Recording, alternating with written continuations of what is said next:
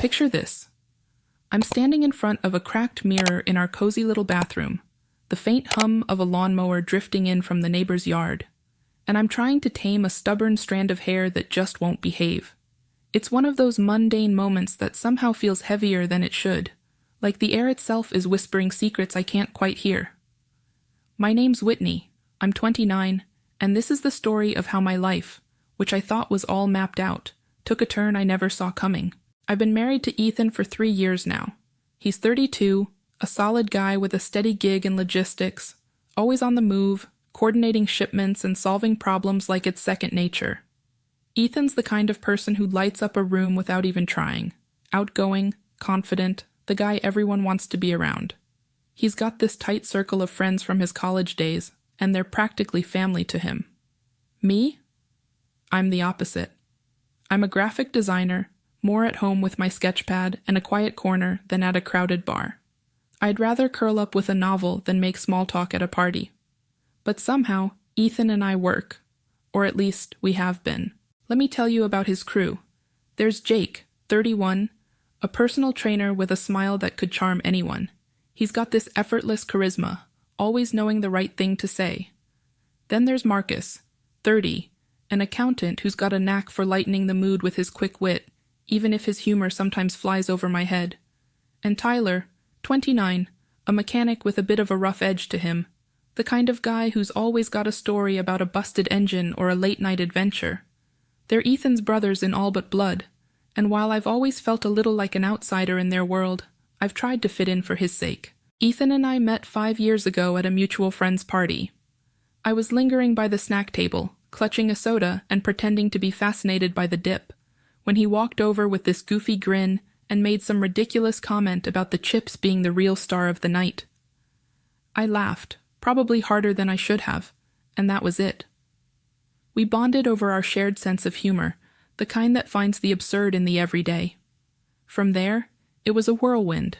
Dates at quirky diners, late-night talks about everything and nothing, and eventually, a small wedding with just our closest people. Now, we've got this comfortable life in a little suburban house just outside the city, with a tiny backyard and a mailbox that's always stuffed with junk flyers. It's stable, predictable, the kind of life most people dream of. And yet, as I look at myself in that mirror, I can't help but feel like I'm just going through the motions sometimes. Like there's a piece of me waiting for something more, something I can't quite name. But today isn't about overthinking. Today, Ethan's got us heading to a baseball game at the local stadium, a chance to hang out with his crew and soak in some of that carefree energy I sometimes crave. So, I shake off the lingering doubts, grab my jacket, and follow him out the door, ready to step into his world for the afternoon. As we pull into the parking lot of the stadium, the energy hits me like a wave. The air is thick with the smell of grilled hot dogs and buttery popcorn, mingling with the faint tang of sunscreen and spilled beer. The crowd is a living, breathing thing.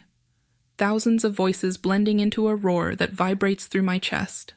Families, groups of friends, and die-hard fans decked out in team jerseys swarm around us, their excitement infectious as they stream toward the gates. Ethan grabs my hand, pulling me through the chaos with that easy confidence of his, and I can't help but smile at how at home he looks here. We pass through the turnstiles, and the field comes into view, a sprawling patch of bright green under the blazing afternoon sun, framed by towering stands that seem to stretch forever. It's breathtaking in a way I didn't expect, like stepping into a postcard of pure Americana. We make our way to the bleachers, climbing the steep steps until we find our seats near the middle, surrounded by a sea of fans waving foam fingers and chanting team slogans. I glance down at my plain t-shirt and jeans, feeling a little out of place among all the team colors and logos. Ethan notices and gives me a reassuring nudge, his arm slipping around my shoulders as we settle in. I'm just starting to relax when I hear a familiar shout from a few rows down. It's Jake, bounding up the steps with that wide, disarming grin of his, followed by Marcus and Tyler. Jake reaches us first, pulling me into a friendly hug that's just a touch too tight, his cologne sharp and musky in the warm air. "Whitney, good to see you," he says, stepping back with a wink. Marcus is right behind him, smirking as he eyes my outfit. No team colors? Come on, Wit, you're killing me here. He teases, his tone light but pointed. I laugh it off, feeling my cheeks warm, and then Tyler steps up, offering a shy grin as he shakes my hand, his calloused grip firm but gentle. Hey, good to see you, he mumbles, barely meeting my eyes before looking away. They crowd around us, their energy filling the space, and almost immediately, I'm swept up in their warmth. Jake leans in, his voice dropping playfully. Whitney, you look way too young to be tied down to this old grump, he says, jerking a thumb at Ethan with a laugh. Marcus chimes in, nodding appreciatively. Seriously, Ethan's one lucky guy to have such a stunning wife. I'm sitting there in the bleachers, the sun beating down on us as the third inning kicks off, the crack of a bat echoing through the stadium like a gunshot. The crowd erupts, and I'm trying to keep up with the game, though my mind's only half on it.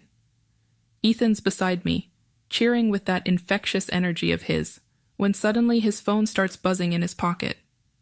I glance over, catching the flicker of annoyance on his face as he pulls it out and checks the screen. He mutters something under his breath, then stands up, his jaw tight.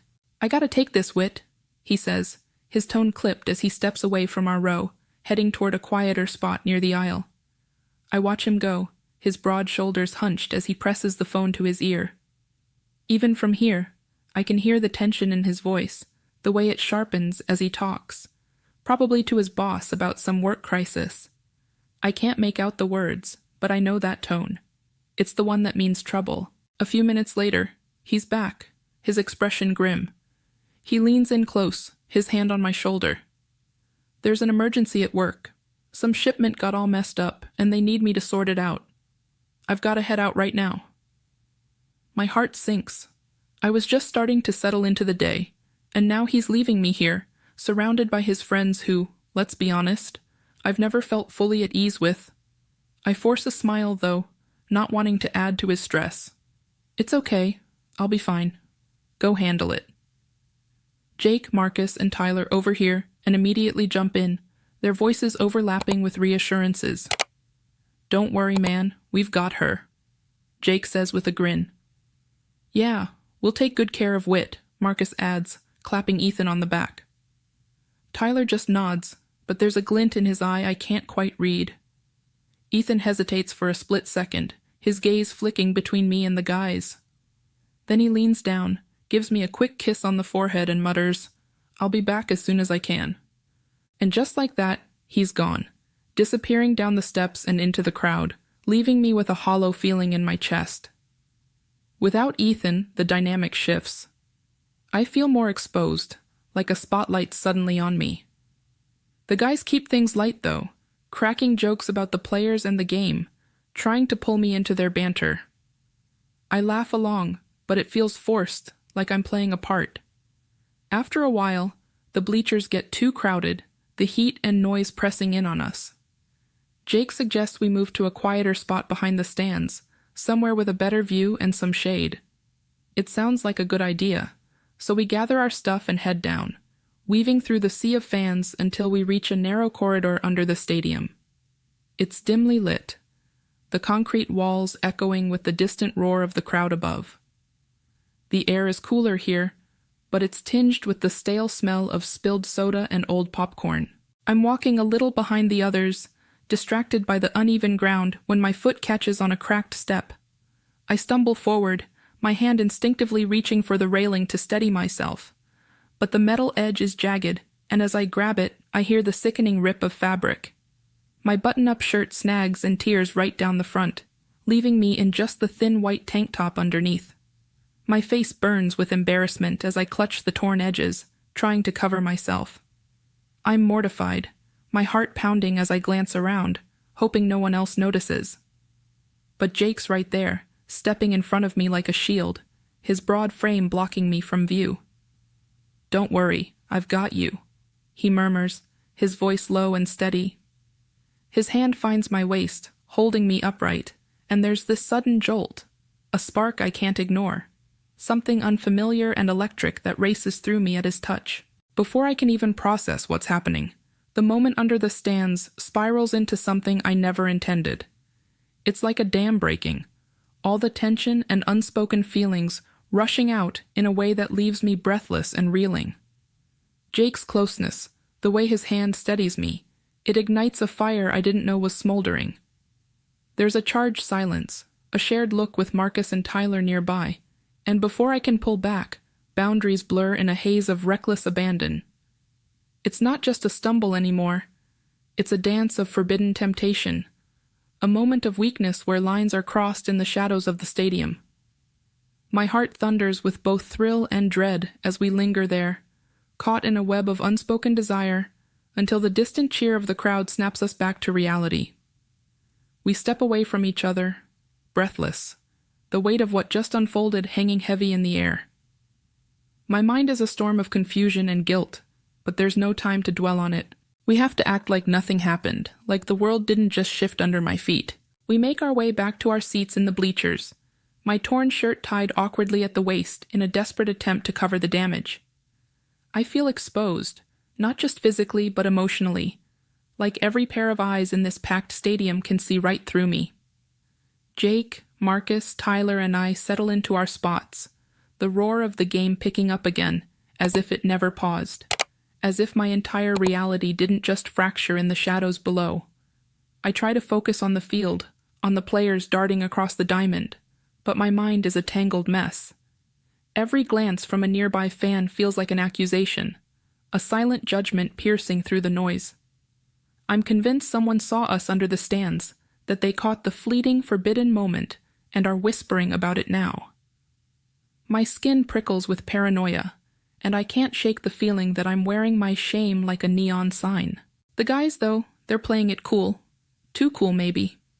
Jake's laughing at something Marcus said about the pitcher's lousy throw, his voice carrying that easy charm as if nothing's wrong.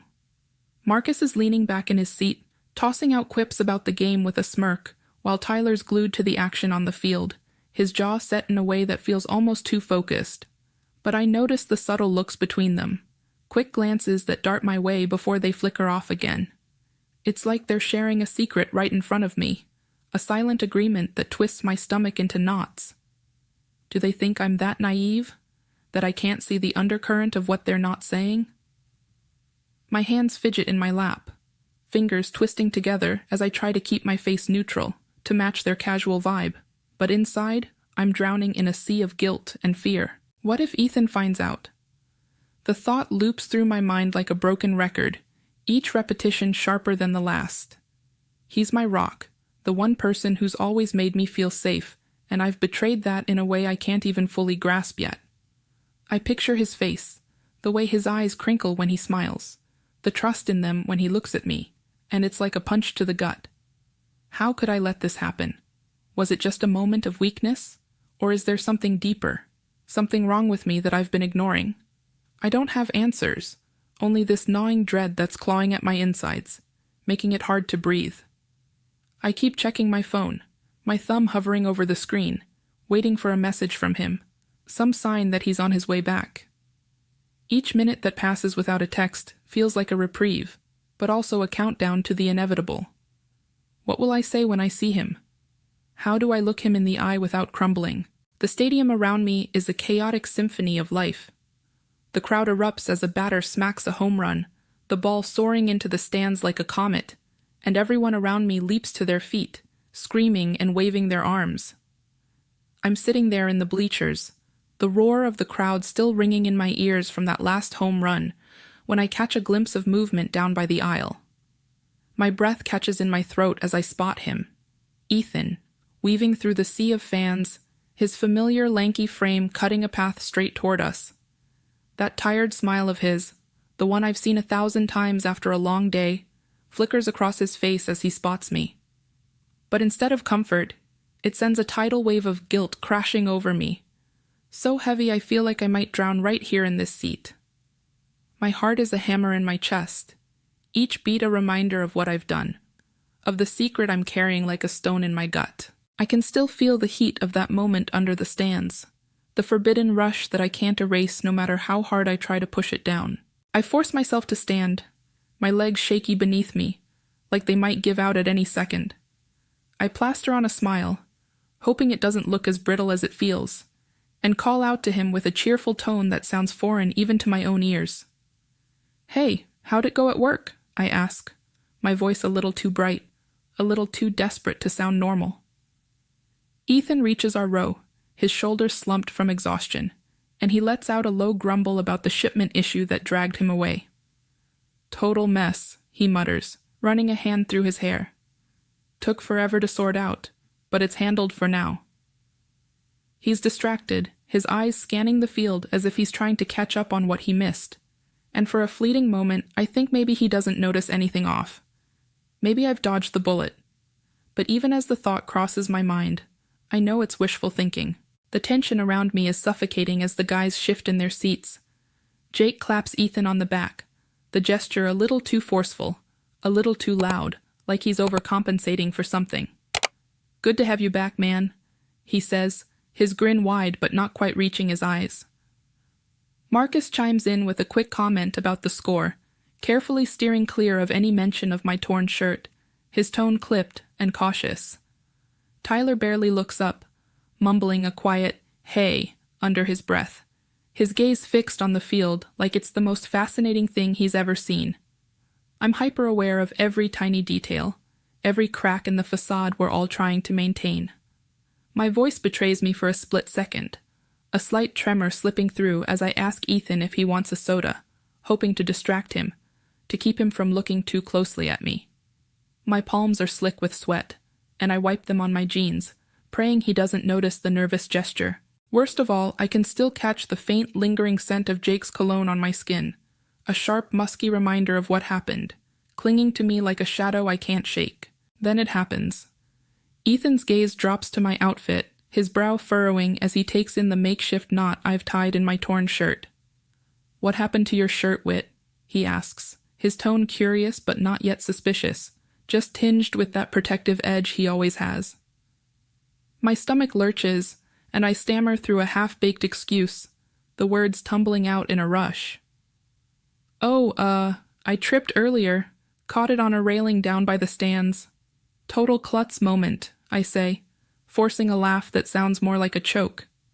He raises an eyebrow, studying me for a moment longer than I'd like, and I feel like I'm under a microscope, every flaw and lie magnified. But then he just nods, his expression softening with exhaustion. "You okay, though?" he asks, and I manage a quick, "Yeah, I'm fine," relieved that he seems too worn out to press further.